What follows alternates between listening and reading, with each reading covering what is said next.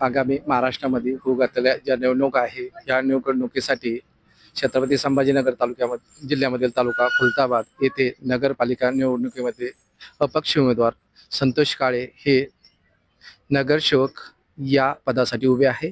आपण त्यांच्याकडून जाणून घेऊया की त्यांच्या समोर काय ध्येय आहे, काय धोरण व ते कोणत्या संदर्भात त्यांना असं वाटलं की आपण उभं राहून जनतेचा विकास करू शकतो। नमस्कार। नमस्कार सर, आमचं जे ना रोडचा हे होता प्रॉब्लेम होता। रोडचं बी जे 2-3 वर्षापासून काम बंद पडलं होतं। आम्ही सर्वांना सांगितलं पण कोणी काम केलं नाही। तर आमच्या घरचे सगळे जे वार्डमधले आहे त्यांचं म्हणणं, बाबा तू उभं राहा, तू काम कर बाबा। जे रोडचं काम बंद पडलेलं आहे ना त्याला अर्ज वगैरे देऊन आम्ही चालू केलंय। आमच्या त्या वस्तीकडं तिकडे घरकुल नाही, काही नाही।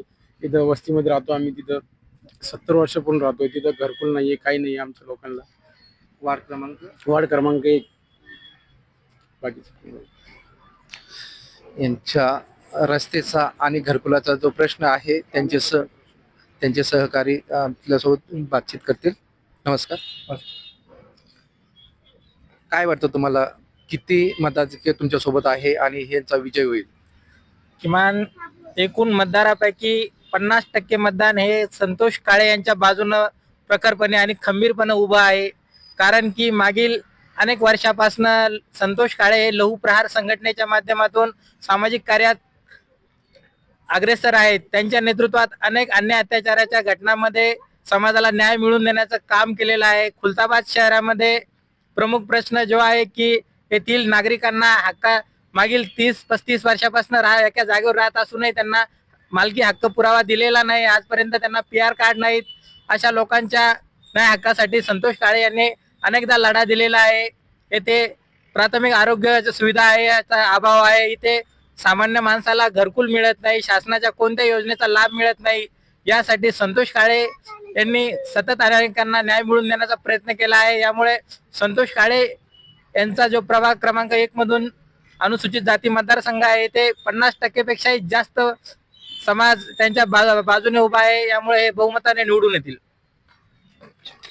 विकासासाठी काय करतील, काय ध्येय आहे विकासासाठी प्रत्येकाला हक्काचं, पंतप्रधान नरेंद्र मोदीजी यांनी जे हक्काचं घरकुल देण्याचं आश्वासन दिलं, या शासनाच्या सर्व योजना सर्वसामान्यापर्यंत पोहोचण्याचं हे काम करतील। आणि रस्ते आणि पाणी यासाठी काय नियोजन केलेलं आहे? येथील जे रस्ते आहेत, विविध योजना आहेत शासनाच्या, विविध स्थानिक लोकप्रतिनिधींच्या निधीतून या रस्त्याचा प्रश्न मार्गी लावला जातील। येथे प्रत्येकाला पिण्याचं स्वच्छ पाणी मिळावं यासाठी त्यांचे सतत प्रयत्न राहतील। नाली व छोटे रस्ते यासाठी काय करता येईल?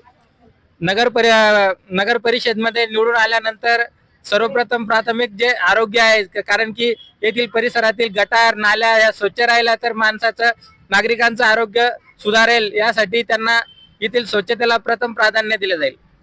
नगरपालिका टॅक्स वसूल करते पण हक्काचं घर नाही, मग टॅक्स कसा?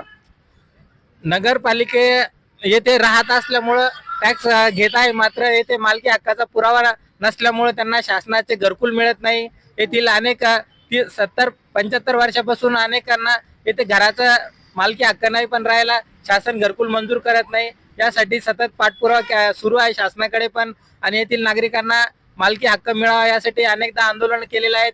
शासनाकडे तहसील कार्यालयामार्फत आपण संतोष काळे यांच्या नेतृत्वात प्रस्ताव पाठवलेला आहे, हे शासनाकडून आपण मिळवून घेऊ। तर आपल्यासोबत होते संतोष काळेचे सहकारी बी भारत।